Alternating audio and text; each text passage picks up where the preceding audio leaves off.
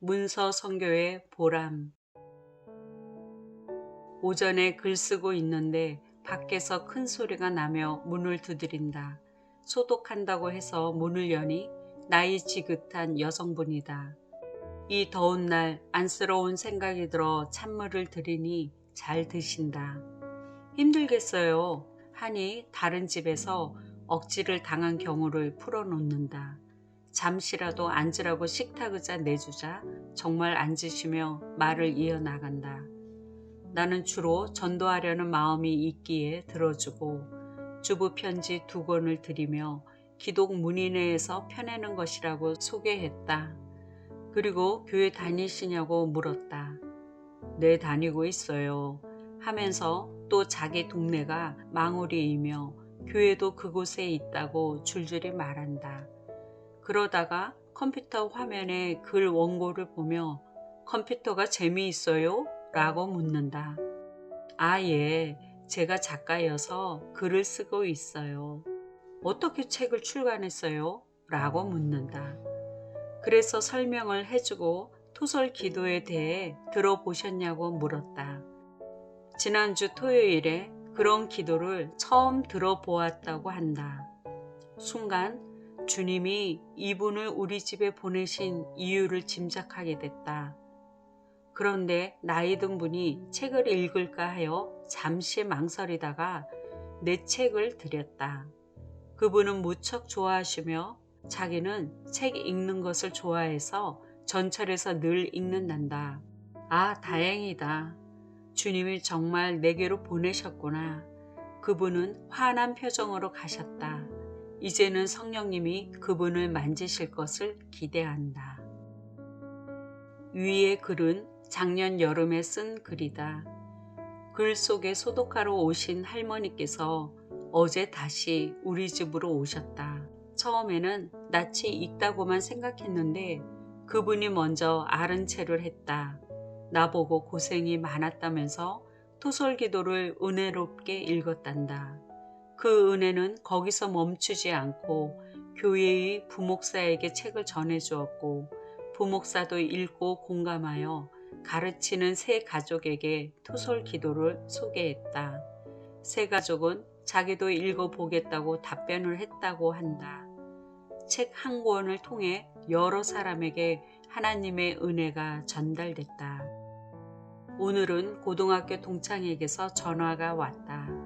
카톡으로 받는 내 글을 지인에게 보내주었더니 역시 은혜를 받고 직접 글을 받기를 원한다고 연락을 했단다.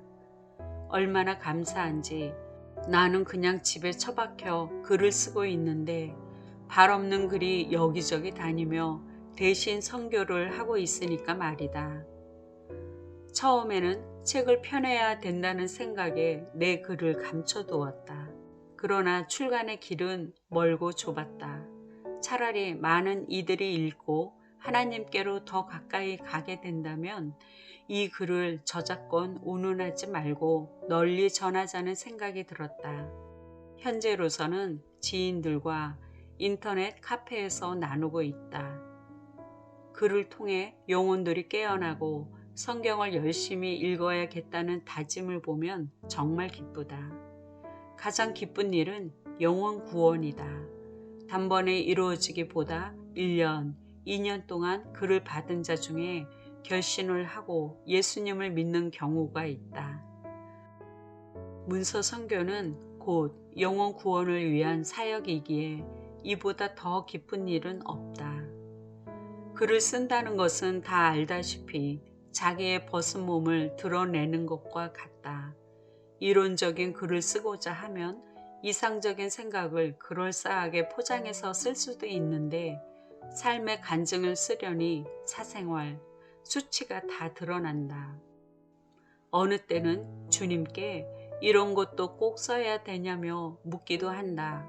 주님은 내게 들려준 음성을 쓰라는 사명을 주셨다. 그런 음성을 쓰려면 배경되는 내 삶이 수반이 되어야 가능하다. 부끄러운 부분은 감추고 잘한 것만 내보이면 좋겠지만 그럴 수가 없다. 넘어진 부분도 있고 내 마음속의 비밀이 드러나기도 한다. 다른 이에게 글을 쓰라고 권면하면 자기의 벗은 몸이 드러나는 것을 두려워하여 쓰지 않는 경우가 많다. 어떻게 그렇게 쓰느냐고 반문한다. 맞는 말이다. 그러기에 문서 선교를 하려면 먼저 내 상처가 치유되어야 수치도 자연스럽게 내보일 수가 있다. 남들의 평가에 자유로워야 글을 적을 수 있다. 나는 죽고 없어야 오직 하나님의 영광을 위한 마음으로 쓸 수 있다. 전에 토설기도 책을 펴내고자 할 때 가명으로 출간할까는 생각이 들 정도로 마음이 불편했다.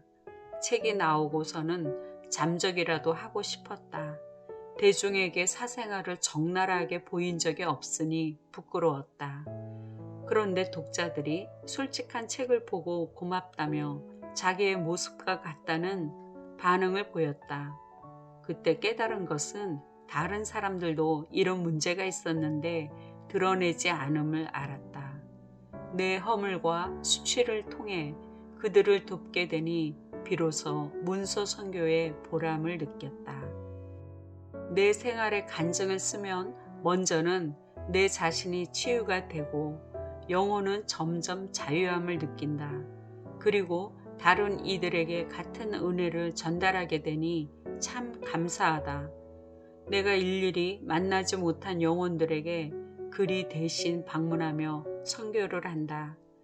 이런 문서 선교 사명을 주신 하나님을 찬양한다.